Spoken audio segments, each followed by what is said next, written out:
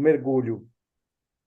Para comemorar o aniversário de 80 anos e os 60 de casamento com Júlia, sua venerável e falecida esposa, Jacob Forgood tinha vindo a Paris rever as ninféias de Monet, expostas ad eterno no Musée de l'Orangerie, e ele estava sentado imóvel num dos bancos largos que dão para o painel de 12 metros que representa, aparentemente, nenúfares e folhas de salgueiros, em uma lagoa, numa manhã de maio, até que, depois de 4 horas de minuciosa contemplação, compreendeu que estava preparado e atirou-se furtiva e decididamente na água turva da lagoa, desaparecendo sem que ninguém tivesse notícia, nem mesmo os vigilantes do museu, sendo que foram necessários quase 2 meses para que a polícia de Heerenveen declarasse Jacob Forgood oficialmente desaparecido.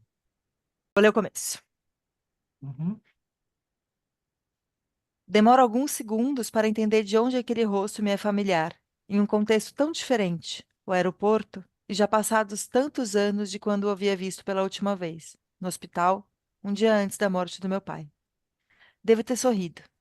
Ele também sorri e se aproxima de mim um pouco mais, um tanto mudado, mas só depois penso que ele me reconheceu mais rápido, o que é estranho, ou deveria ser, pois os médicos têm milhares de pacientes, e os pacientes e seus familiares apenas um médico em cada situação. Ainda que meu pai fosse médico e eu também. Durante aqueles dias, éramos pacientes, ou melhor, meu pai era o paciente do Dr. Felipe, médico de cuidados paliativos, e eu, apenas a filha de um homem com uma doença terminal. Esse é o primeiro parágrafo. Vou ler o começo. Aqui, gente, quando as árvores morrem. Vou ler o começo. Renuncio à parte definitiva, ao gesto rasgado de morte. Detesto as formalidades do velório. No entanto, suportá-las é a maneira de postergar o enterro. Nunca se retorna de um luto. Reconheço-o como minha casa desde já, embora eu possa caminhar para a janela, respirar outros ares. Estamos em dezembro, época que sempre alvoroçou nossa família.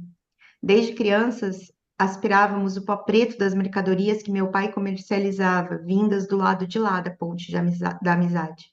Nossa casa era uma grande loja. No Natal ganhávamos mais dinheiro. Quando completei 10 anos, meu pai se tornou o que foi até o dia de hoje. O homem que se metamorfoseava ao longo de um ano para dar vida ao seu personagem. Dezembro era o seu espetáculo. Eu vou ler o primeiro parágrafo, então. Vou ler o primeiro Tá, parágrafo que eu gosto bastante dele. Foi a pra primeira coisa sentir que eu o tom. escrevi. E foi a primeira coisa que eu escrevi, né? Olha que Ah, coisa. é? Foi a primeira cena foi essa, com alguns detalhes a mais, né? Mas vamos lá. Esse é o primeiro parágrafo do livro. Ele começa. 1. Ando em círculos. Vivo numa kitnet alugada, um imóvel de proporções mínimas e piso frio, localizado no segundo andar de uma farmácia da Zona Leste de São Paulo. O quarto e a cozinha estão desarrumados na medida do que considero suportável. Uma frigideira com restos de ovos mexidos, um bolo de roupas na cadeira de escritório, 3 canecas de café em cima da mesa. Da cama, sinto o cheiro do fogão. Quando cozinho com as janelas fechadas, minha vida piora. Em dias chuvosos, seco minhas calcinhas nas maçanetas das portas e armários. O primeiro capítulo se chama 6. Ilana arranca um chumaço de grama, coloca na panelinha vermelha, despeja um pouco da água que está no pote de margarina, mexe com um graveto. Tá pronto o papá, nenê. Agora come. Fala com a boneca de olhos vidrados de azul, o rosto rabiscado de caneta, um tufo de cabelo amarelo, quase branco, saindo do alto da cabeça. A boneca não tem roupa nenhuma. Ainda assim não está pelada, porque não tem o que faz menina estar pelada. Ilana abre as perninhas de plástico e olha. Nenhum risco, nenhuma coisa escondida. Desce os shorts e a calcinha até a altura dos joelhos, abre as pernas que não são de plástico e olha o risco e as coisas escondidas. Encosta o indicador em algo que lembra um botão. O corpo se retrai, em seguida ela ri, sem barulho. Toca de novo e dessa vez nem se contrai, só o riso que ninguém ouve. Escuta a voz da mãe na cozinha, Sobe os shorts e a calcinha, a boneca ainda de pernas escancaradas, sem nada para mostrar, a comidinha de grama ao lado, nenê danada, nem comeu o papá. Leva o indicador no nariz e sente o cheiro do lugar que a mãe chama de lá. A mãe diz: lava direitinho lá, tem que lavar bem lá para não cheirar. E sempre cheira, não importa o quanto o sabonete esfregue, e é bom esfregar lá. Sempre um cheiro de uma coisa que ela não sabe. A irmã tem o mesmo cheiro lá, e ela queria perguntar: Line, quando você passa sabonete lá, fica com cheiro de sabonete?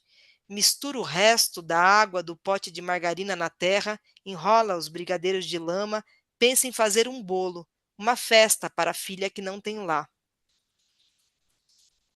O título do primeiro capítulo é O Pecado Pouco Original e a Dor do Joelho. Então, diz assim: Flor me colocava numa estante baixa, entre uma cômoda de 3 gavetas e uma escrivaninha coberta de papéis desarrumados. Não quero valorizar essas minúcias, que não deveriam me ocupar quando me concentro na história principal. Se é que lhes conto uma história. Se ela tem enredo, eu deveria lhes falar sobre um rapaz alto, elegante, que Flor encontrou quando decidiu fazer o concurso para a diplomacia. Era primeiro secretário, se chamava Zeni Roussier, de apelido Zeus. Numa troca de olhares, Flor e Zeus pensaram saber tudo um do outro, defeito dos apressados. Recitava minhas frases de cor. Assim, dos livros à cama, foram poucos passos. Vamos aos passos. Zeus a convidou para uma festa. Se não reproduz o diálogo, é porque nada há de original nos prolegômenos do sexo. Muitos anos depois, ela tentou transcrever a longa conversa para um conto nunca publicado. Preservou do original uma troca de impressões sobre mim e sobre a carreira que abraçaria. Editou o texto, preencheu lacunas e criou uma linearidade que não aconteceu, pois houve momentos de hesitação, de silêncio e de palavras se superpondo. Num sábado nublado, Zeus trouxe ao apartamento de Flor no bloco C da 307 Sul as edições que tinha de minhas memórias e as apostilas de matérias do concurso para o qual Flor se preparava. Não sobrou nada da aspirante à diplomacia, porque ele a devorou com os olhos. Examinava-a de alto a baixo, enquanto ela examinava as apostilas. Foi brutalmente jogada contra a estante, que começou a tremer. Embora eu quisesse reagir com naturalidade, caí fechado. Nada vi. Ouvi suspiros prolongados e gritos respondidos por outros mais altos. O prazer seria maior se rompesse a barreira da decência. Não vinha sem risco. Mas que risco seria esse? Não era como ir à guerra, sobreviver na selva, ou sequer enfrentar um posto de sacrifício. O sexo foi violento e consensual. Fechado estava e assim fiquei, no chão, calado. Não por pudor, não podia falar. Uma sorte é esse do soterramento do silo de grãos, pessoal. Começa assim. Você diz que é domingo, e domingo é bom porque ganha mais. Não muito, mas melhor que dia de semana. A mãe ergue as sobrancelhas. Se é assim, então vá, filho. Sentada à mesa da cozinha, na cadeira de rodas, ela interrompe o debulhar do feijão para lhe dar a bênção. Do lado de fora, você sobe na moto, coloca o capacete e vai singrar o vermelho da estrada, deixando a marca dos pneus na lama. Choveu ontem à noite. Choveu a semana inteira, mas hoje faz sol, um sol baço, desbotado, círculo de nata no céu encoberto de nuvens. Por onde passa, você vê a soja que desponta homogênea, cobrindo a terra como um tapete de silêncio. O único som naquele deserto verde é o da sua moto. Na fazenda, atravessa a porteira que lhe abrem como se tivesse chegado alguém importante. Gosta quando abrem assim a porteira, e isso só acontece aos domingos. Perto da recepção estão seus companheiros. Chegaram antes em uma sabeiro pintada de ferrugem. Você desce da moto e os cumprimenta com acenos de cabeça. Eles falam do jogo de logo mais. Vai passar na televisão. Você não tem parabólica, ouve pelo rádio, mas está bom, prefere assim, porque no rádio o que conta é o futebol mesmo, não tem papo furado. Isso lá é verdade, eles concordam, mas gostam de ver os gols. Tomara que o serviço seja rápido. É, tomara. Dá tempo de fumar um cigarro. Você puxa 2 tragadas e cospe no chão. Fica olhando para a bola de cuspe. Ela flutua na terra, é espessa, não se mistura, mas basta empurrar com a ponta da botina um torrão para que ela desapareça. Quando termina de fumar, atira longe a bituca. Está cheio de bitucas em torno da recepção. Parece até que deram uma festa. Pensa em acender outro cigarro, mas o administrador sai de repente de uma porta e gesticula, chamando-os para perto, com os óculos escuros metidos no alto da cabeça. O administrador não é igual a vocês. Os óculos, o cinto, o branco da camisa dele, tudo brilha. Tudo exceto os sapatos, invariavelmente embaciados por uma camada de poeira fina. O que é para fazer, doutor? O que é que vocês acham? Desentupir, porra. Desculpa o palavrão, gente. Vou ler esse trechinho, certo? Tá. Em julho de 1998, decidimos assistir a final da Copa do Mundo. Odiávamos futebol e toda aquela comoção em torno de uma bola, mas uns piás da faculdade nos convidaram para acompanhá-los e, na falta de algo mais produtivo para fazer, fomos. Peguei um ônibus lotado de torcedores uniformizados e segui para um baixinho frio do Largo da Ordem. Fui em pé, segurando no cano com força para não cair. O motorista de ônibus é perverso, freia com violência sempre que está carregando gente de pé, não confio. Senti um puxão na minha mão esquerda, uma cigana, pele encardida, vestido azul. Mal pude afastá-la quando me disse com os olhos translúcidos: sei que tu não estás preparada para ouvir, mas tu vai matar tua mãe. Meu coração pulou no pescoço.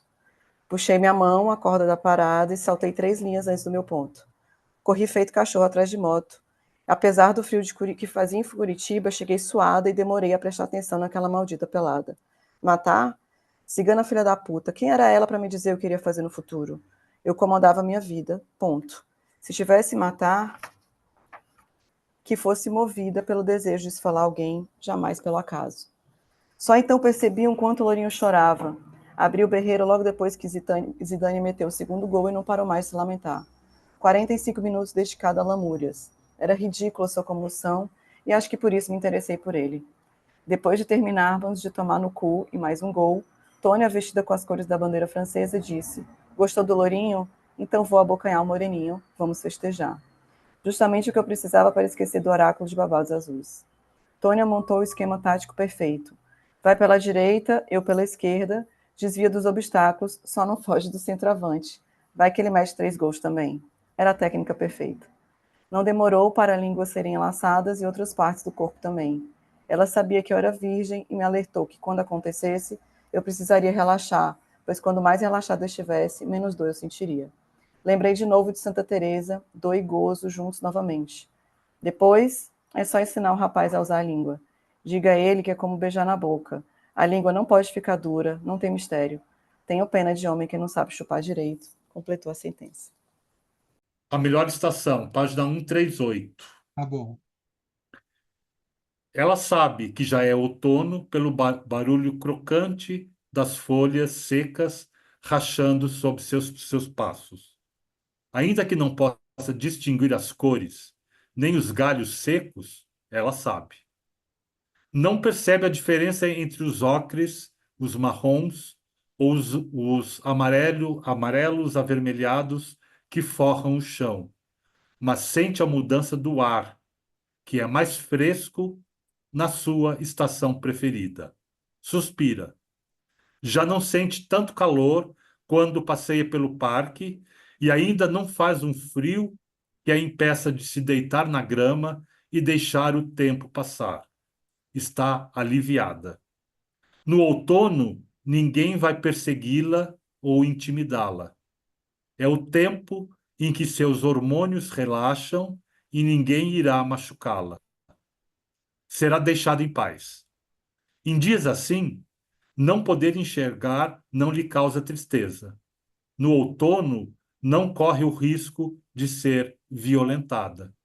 Enquanto durar a estação, seus dias serão dedicados a desfrutar a platitude de cachorra cega e abandonada nas ruas da cidade. Um trecho aqui onde a Sanarinho conversa com seu Claudio Honor, que é um vizinho, é porteiro também num edifício que fica distante de Fim do Mundo. E aí o seu Claudio Honor diz assim: acontece que os pobres dão jeito para tudo, Sanarinha. Aliviam a responsabilidade dos que deviam aplicar os ajustes. Quem sabe se deixassem de se arranjar, quem sabe se empacassem na estação exigindo solução, amontoados, que nem ficam os bambambãs esperando regalias. Sim, aguardando que os criados sirvam a mesa deles, estiquem os seus lençóis, mas o pobre é como a fome, seu Dionor, não espera. É como a noite, que anoitece pronto. Assim é o pobre. Tem mania de improviso, impulsiona a criatividade. Quanto mais chega a gente em Fim do Mundo, mais complicado fica pegar condução. O pessoal que desce da Cachorra depende das linhas que circulam na avenida. Outro dia assisti a uma palestra na associação comunitária. A engenheira explicou que é preciso rever o mapa da região, desenvolver planos de melhoria, que o negócio é mesmo arquitetar elevações para aliviar o fluxo. E é preciso sair de casa cada vez mais cedo e voltamos cada vez mais tarde. A engenheira também enfatizou que certo mesmo seria esticar a malha ferroviária, mas a longura não é prioridade. Ele nunca havia conhecido alguém como ela. Luísa não jogava a conversa fora, não demonstrava o menor sinal de fragilidade, não fazia uso dos códigos femininos de flerte, não exalava banho de loja como as moças de seu convívio. E tudo isso sem suprimir uma feminilidade que o atraía. Porém, Luísa representava mais. No universo de Alexandre Berardi Munhoz, quando se era apresentado a alguém, a infalível pergunta, o que você faz, correspondiam explicações sobre trabalho ou estudos. Só. Todo o resto estava subentendido por sua cor de pele, por suas roupas, por estar sendo interpelado por alguém igual a si. O que variavam eram as profissões, os cursos. E mesmo assim, bem pouco. Direito, medicina, arquitetura, as engenharias de todos os campos, nutrição, veterinária, uma ou outra às voltas com economia ou áreas de informática, nada muito além disso, já que todos pertencentes ao mesmo burgo. Ninguém ficava abismado com as localizações Moema ou Vila Olímpia como locais de trabalho e moradia. É normal. Surpreendente seria alguém responder no centro, ou em qualquer outro bairro periférico, já que, pelo senso comum daquele meio social de Alexandre, nesses lugares só vivia a mão de obra barata, desqualificada e semi-analfabeta. E Luísa responderia no centro, em escola pública, de ônibus, a pé, e violaria todas as demais expectativas padronizadas que amigos e familiares de Alexandre tinham de um perfil como o dela. Uma pessoa articulada, capaz de emendar um raciocínio no outro, sem dar tempo para o outro respirar. E o fazia com domínio do assunto. Não como tia Elaine, que não deixava ninguém falar por pura necessidade de ser o centro das atenções, não por saber do que falava. Assim, Alexandre conjecturou que, caso rolasse algo com Luísa, revelaria aos olhos do mundo que ele era então um homem maduro. Sentiu que, atrelando sua imagem à dela, uma mulher de opiniões firmes, de personalidade forte, bem informada e engajada política e socialmente, teria o carimbo no passaporte para o mundo adulto. Passaporte, cujos requisitos ele não atendia quando foi para a Avenida Paulista e tomou o partido dos sem partido. Foi chamado de imbecil por Luísa, e no afã de querer desmenti-la, na autoimposta determinação de retomar contato com algum episódio em que ela o flagrasse, em momento de bravura, como o fortão na prefeitura, e pela descarga hormonal que sentira naquelas ínfimas 2 participações em protestos, Alexandre passou a ir às manifestações seguintes. Foi assim que, mesmo empolgado com o vento a favor na Ativa é a agência de propaganda em que ele trabalha, e descrente da possibilidade de perder o foco, certa noite foi parar em frente ao Palácio do Governo, longe para dedéu, debaixo de temporal, e em vez de protagonizar um ato heróico, acabou levando um tabefe na orelha. Não obstante, foi naquele local que ele acabou revendo-a depois de dias sem se falarem. Luísa pediu permissão a Kleber para fotografar dentro das barracas e apresentou um jornalista amigo que queria fazer algumas perguntas. Kleber ainda era Pierre. Debateu rapidamente com os membros da Ocupa e, por consenso, decidiu-se que não falariam com a grande mídia, mas concordavam em deixar entrar aqueles fotógrafos que normalmente estavam em todos os protestos, que eram independentes e que, assim como Luísa, sempre respeitaram a regra básica de não entregar fotos que permitissem o reconhecimento facial de black blocs, nem depunham contra a tática. Em razão do horário, Alexandre foi embora apressado e Kleber ficou na calçada, explicando o propósito da ocupação ao jornalista amigo dela. Passaram a noite do fim de ano tranquilamente em casa. Terminado o fogo de artifício e os foguetes a saudar o novo ano, o silêncio foi-se instalando. As crianças dormiam, Dona Conceição tinha-se retirado para o seu quarto e Guida e Pedro sentaram-se nos degraus da escada para o quintal, abraçados. É uma bela sensação esta de entrar no novo ano sabendo que a guerra terminou, que acabaram os tiros. Talvez agora possamos ter o Moçambique com que Samora nos fez sonhar, sem miséria, um país bom para todos os moçambicanos. Não vai ser fácil, Pedro, não vai ser nada fácil. Moçambique está num estado muito pior do que na altura da independência, com a imensa gente deslocada, com toda a destruição da guerra, a economia de rastros. Sim, mas vamos ter bastante ajuda de países amigos. Mesmo com a ajuda, Pedro, vai ser complicado reconstruir tudo e andar para a frente. Ainda por cima com a corrupção que parece estar a aumentar. Muita coisa pode correr mal, meu amor. Não tires os pés do chão, já te estou a ver com a cabeça nas nuvens. Falou a minha Cassandra. Pedro sorriu, apertou-a contra o peito. O futuro não está escrito. Já sei, somos nós que o fazemos. Guida interrompeu risonha. Ergueu a taça de vinho e brindou. Ao Moçambique dos teus sonhos. Esse é um trecho do Puro,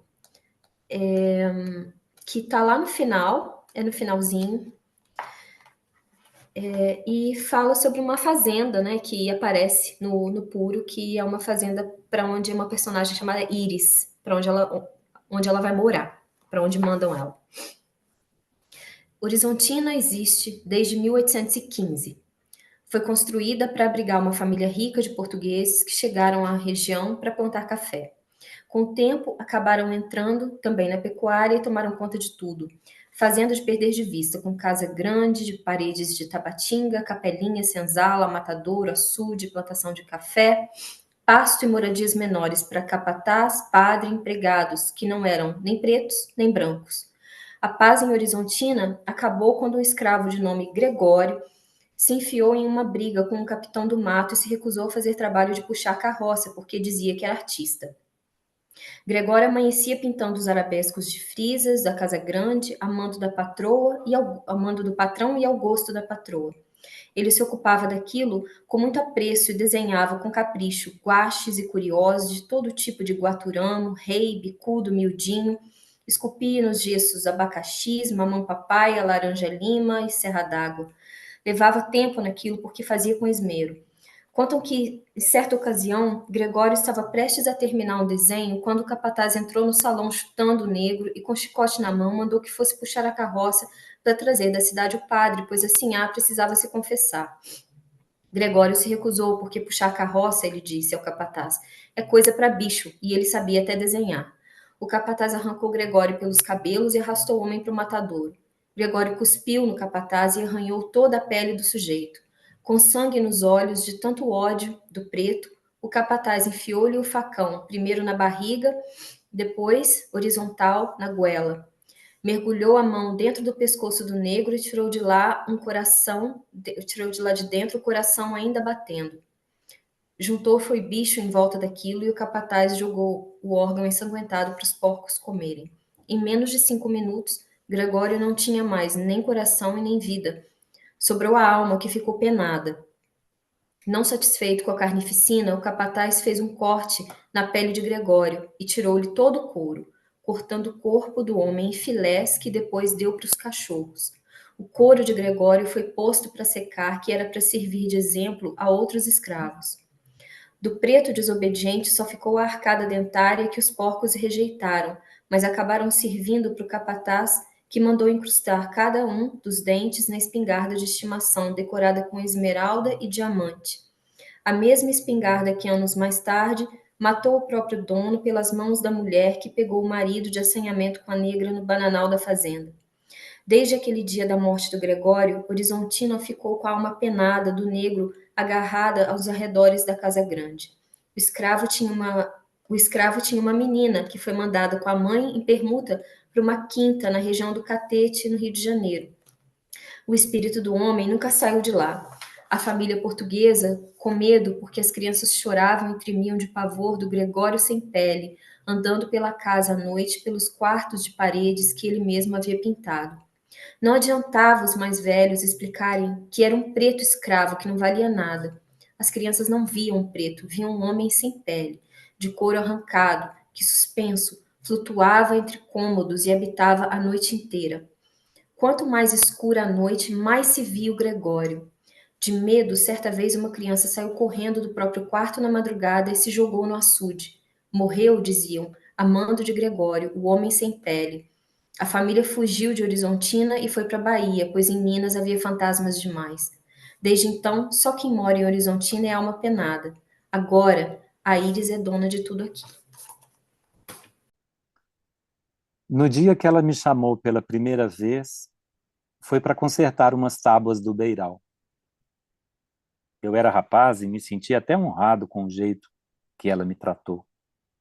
Gentil, segurando a escada e ainda me oferecendo água como patrão nenhum fazia. Na semana seguinte, chamou para um serviço no jardim da entrada.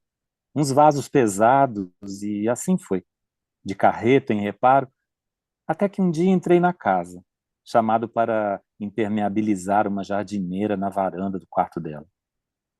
Daí, foram muitos anos, ela sempre me pedindo ajuda, até para arrastar móvel, tirar tapete, ou mesmo só trocar resistência de chuveiro, pedra de filtro, com aquele sotaque dela, que não era brasileiro, mas eu entendia, não sei como.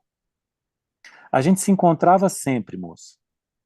A casa era grande, carecia de muitos cuidados, e eu já conhecia tudo. Antena, telhado, forro, pia, porão. Mas por dentro eu sempre tremia quando ela mandava me chamar na cidade. Em algum lugar frio da barriga, que eu não sei direito bem onde é que fica. Lembro dos dias dos janelões. Cedo a gente começava a rodar a casa por fora, limpando um a um os vitrôs, ela jogando água com a mangueira e eu esfregando os vidros. Nesses dias a gente almoçava junto, quietos na cozinha. Eu falava pouco. Come mais, obrigado. Bebe água, obrigado. Esse bolo que eu fiz, tá gostoso, o barulho dos talheres raspando a louça. Mesmo que nunca qualquer coisa tivesse acontecido, eu não sei dizer não, moço, mas pensava que alguma coisa errada estava acontecendo ali, mesmo que não acontecia nada.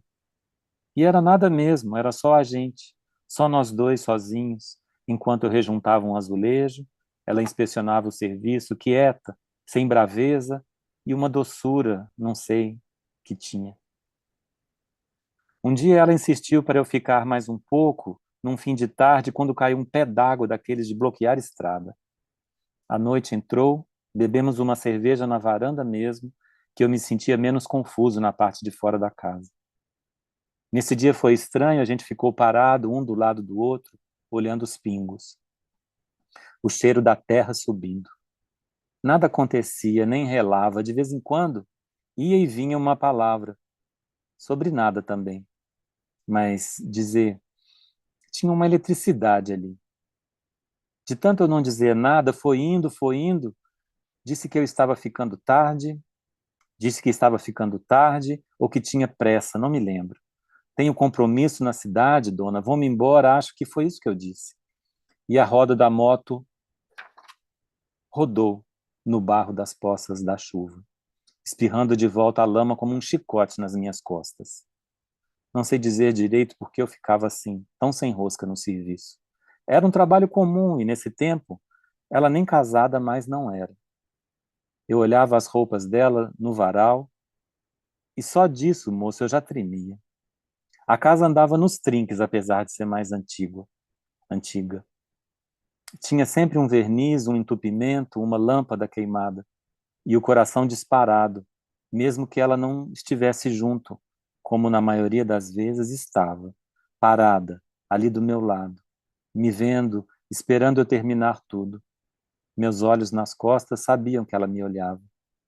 Só quando levantava muita poeira, bater carpete, ou quando dedetizava a casa, que eu me lembre, ela saía de perto de mim. Nunca dava palpite no que eu fazia. Só pedia e pronto.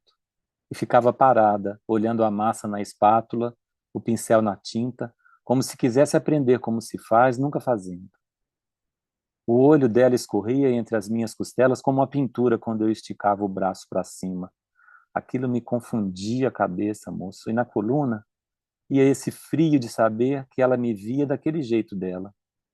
Não me acostumava com tanta, sei lá, educação da parte dela comigo. E já se vão quase 20 anos, a casa brilhando como nova. Mas foi e eu me acalmei esses anos todos em mim, essa falta de jeito, esse sem lugar no corpo de um serviço que nunca podia esperar e nunca acabava. Esse gelado na espinha foi me explicando o que eu já sabia desde o começo, que ela não tinha interesse nenhum em mim. Imagina uma coisa dessa. Nunca aconteceu um gesto de lado nenhum que confundisse os encanamentos, se é que o senhor me entende. E eu sempre me disse na cabeça, repetindo, o que sempre soube, para modo de garantir. Calma, Caetano, calma, esfria essa sua cabeça. O capricho dela, o carinho dela, todo esse amor dela, sempre foi assim, como vou dizer, moço? Só mais pela casa mesmo. Mariana, em 30 metros. As roupas que não secaram estão estendidas no varal. Não é elegante, cuecas e meias penduradas assim à vista, mas ao menos servem para que Mariana não veja a mancha verde musgo de uma infiltração antiga no teto. São 30 metros quadrados, onde apenas um passo leva da cozinha à sala, da sala ao quarto, do quarto ao banheiro e do banheiro de volta à cozinha, passando pela área de serviço, em cujo teto eterniza-se a mancha da infiltração. Porque há 3 anos ele descumpre o que promete a si mesmo, chamar um pintor de paredes. Nessa casa, estar em um cômodo é estar em todos eles ao mesmo tempo. Ele brinca com o tamanho do apartamento. Mariana ri com os olhos levemente vesgos e intensamente alegres. Os olhos de Mariana parecem esquilos, escapulindo por árvores de um parque. Além da janela, vizinhos quedam quietos. Vez ou outra ganham a área comum do prédio gemidos de amor. Um palavrão, talvez por causa de uma topada, ou uma frase ríspida em um casamento a caminho da ruína. Mas qualquer som morre rapidamente na noite, ganhando altura e erguendo uma lua pela metade, que, de onde ele e Mariana estão, parece sair da caixa d'água do edifício vizinho. Ele corta o pão e vira-se para pegar 2 taças que ficam guardadas em cima do micro-ondas. Faz tudo com esmero, porque, em pouco espaço, qualquer movimento com menos cuidado pode significar desastre. Certamente Baco não o recomendaria, mas acho que é honesto. E ele aponta o vinho italiano que coube em seu bolso e que começa a servir. Mariana sorri com seus pequenos esquilos. Na caixinha de som portátil, o blues amacia o mundo. Brindam a vida a esta primeira vez em que Mariana vai a seu apartamento e as tantas vezes que ele ainda secretamente deseja que ela volte. É quando se lembra de que poucos dias antes a moça deixou a entender que gostava de velas, de luz de velas no jantar. Ele não tinha ideia de onde se compravam aquelas velas vistosas de jantares a dois que aparecem nas novelas. Pudera, até ali do que entendia era de cortar pão só para si e comer sozinho sob a luz amarela de um abajur cansado e depois ir dormir sozinho. As únicas velas que havia no apartamento eram aquelas embaladas em caixas de papel ordinário, as mesmas que se acendem nas noites de escuridão das tempestades ou que as beatas e os penitentes levam para a porta das igrejas. Ele pede licença e no criado mudo ao lado da cama enfia a mão na pequena gaveta. Tira do fundo uma dessas velas, mas já pela metade. Vira-se e pergunta o que a moça acha. Mariana sorri, aprovando. Seus esquilos pulam de alegria.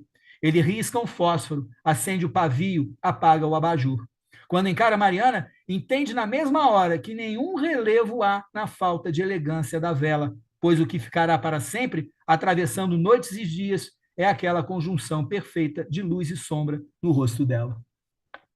Um dos trechos um pouquinho mais para o final, um pouquinho mais poéticos, né? Um pouquinho mais poético e um pouquinho mais ligada à Odisseia propriamente, né? Tá bom, maravilha. Vamos lá. Penélope adoraria narrar a sua Odisseia em 24 cantos, contar do seu regresso a esse corpo onde nunca esteve e que é, contra os augúrios de certas gaivotas, contra os presságios de certos profetas, a sua Ítaca. Não Creta, Corfu ou ilhas afins. Ítaca, esse pedaço tão pequeno de terra que boia sólido sem afundar, assim como ela própria ou como a ilha flutuante de Éolo, guardião dos ventos. A continental Penélope ousa, enfim, atracar no insular Tel. Ancora num corpo que apaga da sua memória cutânea marcas de todos os corpos anteriores. E juntos, miméticos, ensaiam nova gravidade, tragados pela ilusão do eterno, dos pequenos, grandes, magníficos começos. Em suma, segundo a liturgia teogônica, Kairos em Cronos, finalmente. Esse instante raro em que o tímido Kairos toca o implacável Cronos, o belisca, o lambe. É isso, o tempo de um belisco, de uma lambida. E Theo degusta devagar antes que acabe, como o armistício após longo período bélico, quando se crê que um simples acordo de paz, selando o fim de uma guerra, acabará de vez com todas as outras. É isso, a brevidade de uma falsa trégua.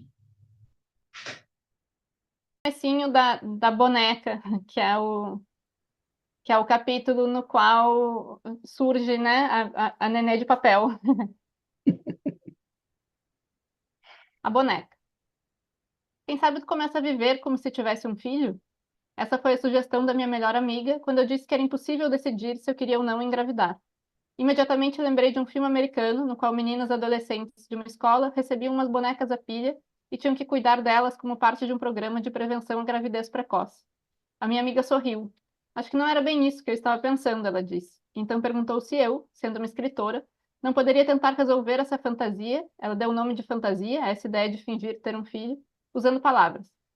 Por ser uma assídua leitora e não escrever, minha amiga tem um fetiche grande pelas palavras, pelo que elas constroem e pelo que deixam entrever, pelo que organizam. Não sei, eu respondi, e voltei do nosso encontro meio frustrada, porque eu, sendo uma escritora, lido todo dia com o fato de que as palavras conseguem fazer bem menos coisas do que a minha amiga acha que conseguem. Ora, resolver com palavras um filho imaginário, que ideia mais ridícula. Se o problema do filho não é seu conceito, mas sua materialidade. Se as palavras da minha língua não são capazes sequer de dar conta do indefinido de que um feto pode gerar um filho tanto quanto uma filha. Caso eu pudesse escrever um filho ou uma filha e depois guardá-los na estante de livros, não haveria problema. Mas uma filha vive, ocupa espaço e demanda cuidado. E foi por isso que eu acabei com essa coisa aqui. Foi assim que eu cheguei em casa, depois de ter tomado mojitos com a minha amiga, imprimi em 5 folhas A4 todas as dúvidas que eu tinha a respeito de ter uma filha e fiz uma bolinha com elas. Mas aí achei que tinha ficado pequeno demais, então eu abri de novo o arquivo com as dúvidas, ampliei a fonte para tamanho 42, imprimi as 55 folhas e as fui amassando e moldando, de modo a acabar com essa coisa nas mãos, essa bonequinha disforme de pele bege do papel reciclado e tingido por letras retorcidas na superfície. Uma cria de Aida Tesler com Mary Shelley. Minha nenê de palavras tem aproximadamente 40 centímetros de altura e pesa menos do que a balança de cozinha consegue captar. É feia, mas é minha. Talvez essa seja a primeira lição de maternidade que a filha de mentira me traz. O orgulho infundado. E, bom, e a partir daí ela começa a carregar essa boneca para lá e para cá, né? A lista que me pediste dos motivos por que te quero, separados por vírgulas. Quero porque te quero. Quero porque te quis sempre. Quero porque quis querer-te. Quero porque esperei para poder querer tanto. Quero porque tanto esperei para ter o que era ter-te. Quero porque ter-te era tanto, e era o tanto que eu quero. Quero porque querer-te era o querido desde sempre. Quero porque o desde sempre fez-se ter-te. Quero porque os motivos se fizeram quando esperar era já ter-te. Quero porque quis-te. São 10. São 10 direções que me levam a uma única, a minha pessoa mais íntegra no em mim, que só existe com você.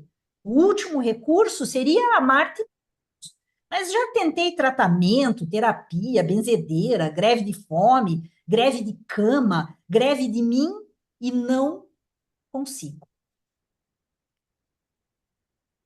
E agora, já que estamos aí na ideia do amor, eu vou ler um. Estou burlando aqui, gente, a minha, né? Mas eu vou ler um poema que também trata de amor, que se chama Plano Cartesiano. Amar sem ter é paradoxo de tempo e espaço, é sismo sem magnitude. Amar sem ver, amar sem nunca saber, é o oco do solilóquio, é o virtuosismo do mormaço. Amar sem haver, sem nem refúgio nem regaço, o solipsismo do osso, o insosso do avatar. Amar sem contemplar, amar sem abraço, é o aço do estoicismo, é esboço de amar, ameaço. Amar sem abranger é a armadilha da troça, bagaço de amar, sobroço. Amar sem ter vossa mercê, a ver se assim não se possa amar sem ser. Franco da Rocha, página 52, se você quiser acompanhar, Ricardo. Franco da Rocha, 14 de agosto de 35. Bom, que seja, é a última carta que escrevo. Você vai saber me entender. Nesse mundo ou no próximo. Porque no fim das contas, do amontoado de cartas que lhe escrevi desde que você partiu, se eu fizer bem as contas, só lhe mandei umas poucas. Ou melhor, não te mandei nenhuma. Tem uma que deixei no envelope, mas tenho quase certeza de que não enviei. Acredito que me lembraria. Uma que preparei para despachar, mesmo sem ter seu endereço ou seu paradeiro. Uma que envelopei, mas que não queria postar enquanto não recebesse a resposta à primeira carta. Uma que era tão dura de escrever que ficou encruada em mim, com algo de silêncio, algo de rancores, algo de palavras. Uma que escrevi, mas jamais teria coragem de mandar. Uma que rasguei depois de ter escrito, o papel sujo de suor pelo calor de janeiro. Outras em que sequer mencionava seu nome. E muitas cotidianas. Outras que o hábito foi fazendo com que ficassem sobre uma pilha, quase torre, para um dia, finalmente, chegar aos céus. Vou ler aqui um trecho do Ação de Animais. Na sala de aula de um curso de inglês, com uns 40 alunos e todas as carteiras alinhadas à esquerda, formando um corredor livre à direita, faço amizade com uma dupla de chineses, um homem e uma mulher, e no intervalo me junto a eles para conversar. Eles me contam que são funcionários públicos e trabalham para a revista em quadrinhos do Agar. E eu brinco dizendo que só mesmo na China alguém pode fazer essas duas coisas ao mesmo tempo. Eles riem da minha piada. Sinto que não são um casal. Quero saber mais e ele me conta que é funcionário do governo chinês. E você? Pergunto a ela. Do judiciário, ela responde. Conversamos e eles me dão para ler uma revista de divulgação sobre a China, que é também uma revista do Agar. Começo a folhear a revista e leio um breve texto sobre aspectos históricos do país que menciona a lenda da pequena sereia, incluindo uma foto da estátua que existe em Copenhague.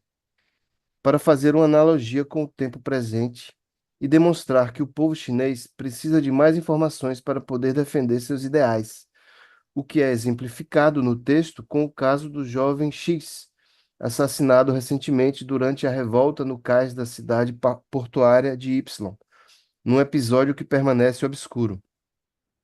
Noto, então, que a revista talvez tenha um certo caráter subversivo, mas não penso muito sobre isso porque minha atenção se volta na mesma página para uma ilustração que explica a principal regra do Código de Trânsito chinês, com desenhos de caminhões e carros e setas indicando a direção que cada veículo deve tomar e a prioridade de cada um no fluxo.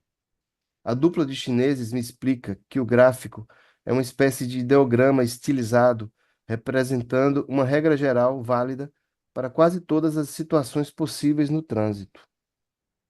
A ilustração me interessa muito, então, sabendo que terei que devolver a revista, pergunto se eles me permitem fazer uma foto da página usando a câmera de meu celular.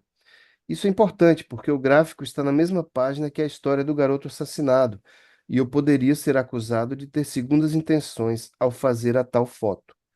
O chinês concorda que eu tire a foto. Depois diz, rindo: Do you want to know one thing? Tonight is our last night here, and tomorrow we are going to get a flight back to Peking. So we are going to dance until 3 p.m. because you never know when you will be able to travel like this again. Mas não me convidam para sair com eles à noite. Estão animados e só nesse momento percebo que o local onde estamos talvez seja exatamente uma província distante, uma província chinesa distante da capital. Depois converso um pouco mais e a sós com a chinesa. Pergunto o que pensa da China de hoje e ela se lamenta, dizendo que o país já não vai tão bem como antes. O que está faltando? Pergunto. Justice, ela responde. Eu argumento que, pelo que pude entender do que li na revista, o que falta de verdade na China é information. Ao dizer isso em inglês, pronuncio uma frase com a palavra innuendo, me referindo às entrelinhas do texto que li na revista. E ao dizer inuendo, dou à palavra uma entonação enfática e ao mesmo tempo dúbia. Mas não posso continuar a conversa com a chinesa, porque o novo professor chegou, e de repente sou afastado dela pela multidão que entra na sala. Tanta gente que sou praticamente carregado por cima das cabeças dos alunos, começando a se acomodar nas carteiras, com o ruído comum nesses momentos. Agora fui parar na fileira da frente, onde estão Diana Escaramuça e Edson Nascimento. O professor parece um californiano de 50 anos e fica bravo comigo porque sou o único aluno que ainda está conversando em voz alta, com a chinesa, com Edson, e ele quer iniciar a aula. O professor e eu estamos de óculos escuros, mas quando ele retira por um instante os óculos, eu vejo seu rosto magro de surfista coroa, com olhos pequenos e agudos e barba por fazer, parecido com o alemão de Bacurau. Eu canto para mim mesmo uma frase de blues que diz: I'm in love with a Chinese girl. Tudo termina ao som de uma versão antiga e enérgica de Jubilee Stomp, de Duke Ellington. Mamãe teve uma recaída. Alô, gordo? Ei, cara, tô no hospital. Mamãe teve uma recaída. Como assim? Tô dizendo, recaída, formigas, formigas ruivas. Como é que ela tá agora? Bem, acordou perguntando de ti, o filho favorito. Escuta, irmã, eu tenho que te contar uma coisa. Depois. Talvez ela tenha de voltar à terapia. Prepara o bolso, gordo. Serão anos de terapia de novo. Carola, me escuta. Deixa eu terminar, peraí. Deixa eu te dizer o que mostra o vídeo de segurança. Carola, o psiquiatra do hospital já pediu avaliação clínica, gordo. A mamãe é doida. Aos 18 anos, ela teve uma experiência cósmica durante a ferroada de uma abelha. Lembra dela contando? Claro. Quem é doido? Mamãe passou por 40 anos de terapia e 26 internações causadas por reações alérgicas graves. Quase morreu uma vez, tu sabe. Fica tranquila. Ela não curte mais escorpiões ou abelhas. Isso é passado. Gordo, eu vi no vídeo de segurança. Mamãe recebeu uma encomenda na portaria e foi até o jardim. O pacote era uma caixa que ela abriu e depois meteu as mãos lá dentro, rindo e chorando ao mesmo tempo. Daquele jeitão. Sei. Na hora do almoço, quando cheguei, ela estava deitada na grama, em choque. As mãos ficaram expostas às formigas por mais de 2 horas. Carola, irmã, deixa eu te dizer uma coisa agora. Fala, tá sentada? Não, tô caminhando no jardim do hospital, mas já vou voltar pro quarto. Por quê? Tudo bem, segura essa. Ganhei na loteria. Não brinca. Olha aí no teu celular, mandei uma foto do bilhete premiado. Foto do Leminski em fundo azul. Loteria de homenagem ao Dia da Poesia. Mentira. Verdade, 1,5 milhão. Sozinho? Aham. Não brinca comigo assim. Não brinca comigo assim. Não brinca. Já busquei o cheque e já depositei. Loteria rima com poesia, né? Puta merda, e como rima? Gordo? Eu sei, parece loucura, mas eu ganhei mesmo na loteria do Dia da Poesia. Sério? Anteontem, na loteria do Leminski. Vou depositar 200 mil para ti. Aliás, não, 300. Tá bom? 300 mil? Cara, ninguém vai morar. Ah, desculpa. Cara, alguém vai morar no hospício depois dessa. Quem vai acreditar nessa história de loteria? Não precisa acreditar, mas não é para contar para ninguém, Carola. Quero falar com a mamãe agora, tudo bem? Tudo bem. Já estou entrando no quarto. Vou passar o telefone para ela. Tchau. Filho? Mãe? Oi, mãe. Tá melhor? Tô ótima. Adorei teu presente, filho. Formigas ruivas maravilhosas. Nossas ancestrais superiores. Muito sábias, muito antenadas. Sabia que a senhora ia gostar. Oh, sim. Conversamos por horas. Acho que elas também gostaram de mim. E mandaram dizer ao Leminski, arigatô. E tem esse momento que o Glauber Rocha está no lugar do Lula. Compreende? Sim, sim. E aí tem esse conto aqui, ó. Transcrição do horário político eleitoral, que o Glauber Rocha fala aqui, ó. Às vezes me pergunto qual será a herança da fome nacional.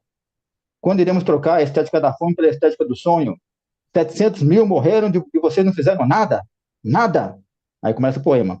O pássaro sagrado é velho e feio, doente e fraco. O pássaro sagrado que vive dentro de um ouro no alto da árvore que entra nas nuvens. Com as penas da coroa desse pássaro se faz a coroa da eternidade. É injusto que a história seja feita pelo povo e escrita pelo poder. O poder que não teme seu povo não combate a pobreza. A pobreza que repercute de tal forma que o pobre se converte num animal de duas cabeças. Uma é fatalista e submissa, a razão que o explora como escravo. A outra, na medida em que o pobre não pode explicar o absurdo de sua pobreza, é naturalmente mística. O poder constrói a miséria, que é uma degradação da pobreza, e usa politicamente a fome. O povo não come, mas tem vergonha de dizer isso. E, sobretudo, não sabe de onde vem essa fome. Sabemos nós, que fizemos esses filmes feios e tristes, esses filmes gritados e desesperados, onde nem sempre a razão falou mais alto. Nós sabemos que a fome não será curada pelos planejamentos de gabinete, que os remendos das telas não escondem, mas agravam os tumores. Assim, somente uma cultura da fome, minando suas próprias estruturas, pode superar-se qualitativamente. E a mais nobre manifestação cultural da fome é a violência. Diante do apocalipse da fome, dou meu vaticínio de profeta. Eu, Glauber Rocha, não morri na cruz na sexta-feira da paixão. E depois do terremoto, segui minha vida pelo mundo. E essa é a terceira e definitiva do Palácio Rio Branco. Rará a luz do século 30. O rei da morte será o rei da vida. O povo pobre será o povo rico. A cruz desaparecerá e os símbolos serão infinitos. O povo estará unido em torno do grande pajé, espelho do Deus. E os signos conjugados criarão um horóscopo sem destino. Pereira poder. E assim guiarei as 12 tribos em direção ao inferno. E das cinzas do inferno nascerá o paraíso. A queda. No começo era um olho apenas, um gomo, mas depois virou um broto, que se foi desdobrando como um guarda-chuva ao abrir seus raios e esticar sua lona.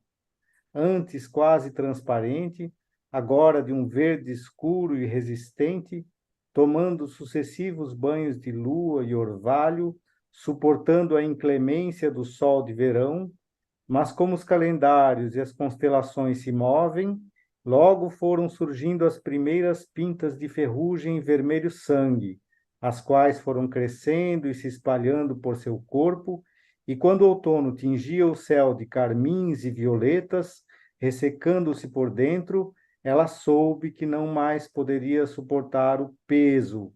E foi assim que, numa fria manhã de outubro, entregou-se às mãos do vento, senhor de todas as coisas.